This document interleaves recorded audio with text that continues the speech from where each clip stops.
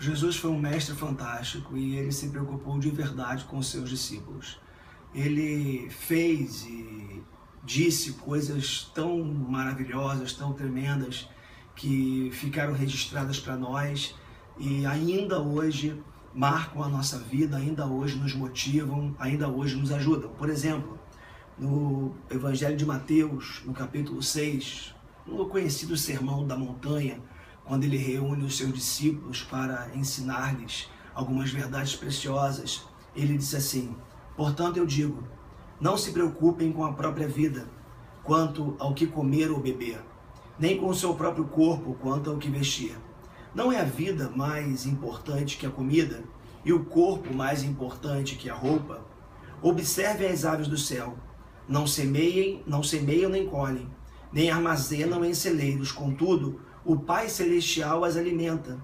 Não têm vocês muito mais valor do que elas? Quem de vocês, por mais que se preocupe, pode acrescentar uma hora que seja a sua vida? Vejam como crescem os lírios do campo. Eles não trabalham nem tecem. Contudo, eu digo que nem Salomão, em todo o seu esplendor, vestiu-se como um deles. Se Deus veste assim a erva do campo, que hoje existe e amanhã é lançada ao fogo, não vestirá muito mais a vocês, homens de pequena fé? Portanto, não se preocupem dizendo que vamos comer, ou que vamos beber, ou que vamos vestir, pois os pagãos é que correm atrás dessas coisas, mas o Pai Celestial sabe que vocês precisam delas.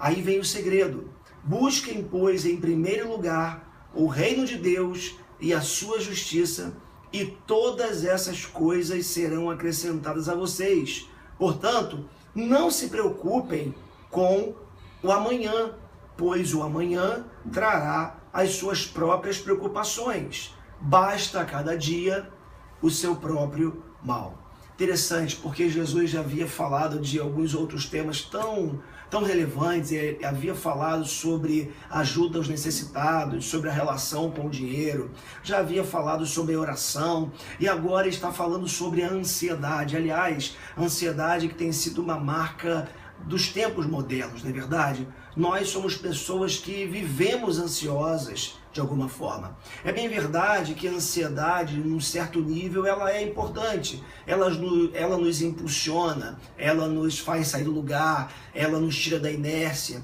Mas aqui Jesus está falando de um nível de ansiedade que está para além do normal, ou seja, da ansiedade patológica. E essa ansiedade patológica, ela tem a ver com um nível de preocupação controladora com a vida. Tem a ver com a tentativa de antecipar o amanhã, de trazer o que está no amanhã para o campo do hoje. E é interessante porque Jesus ele vai se utilizar de elementos simples, de exemplos tão simples para falar de coisas tão profundas.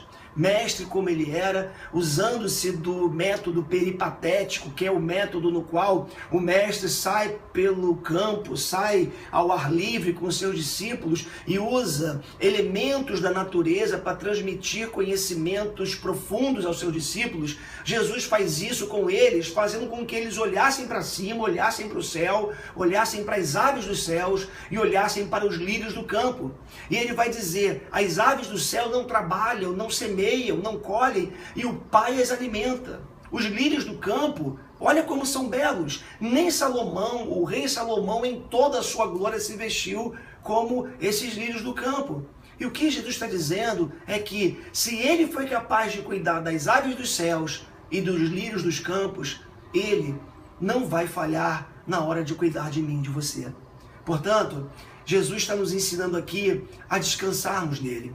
Ele está nos incentivando aqui a nós nos deleitarmos no seu cuidado, nos deleitarmos no seu favor, entendermos que existe um Deus que cuida de nós. É claro, isso não é um convite à inércia total, não é um convite a deitarmos numa cama, numa poltrona, e esperarmos tudo cair do céu. Temos que trabalhar, temos que correr atrás, temos que fazer a nossa parte, mas nós não podemos assumir a postura de controladores da vida, tentando assumir as rédeas da existência nas nossas mãos, achando que nós damos conta de uma existência tão complexa como é. Portanto, entenda isso. Ele sabe quais são as nossas verdadeiras necessidades. Perceba o que eu disse, verdadeiras necessidades. Ele não tem compromisso, é bem verdade, com os nossos caprichos, não tem compromisso com as nossas vontades, muitas vezes mimadas, mas ele tem compromisso com aquilo que é necessidade real da nossa vida. Portanto, confie nele e tenha uma palavra final. Busque o reino de Deus e a sua justiça, e todas as demais coisas necessárias, fundamentais para a nossa existência, básicas para a nossa vida, elas serão acrescentadas. Confie em Deus e você verá a sua fidelidade agindo na sua vida. Deus te abençoe em nome de Jesus.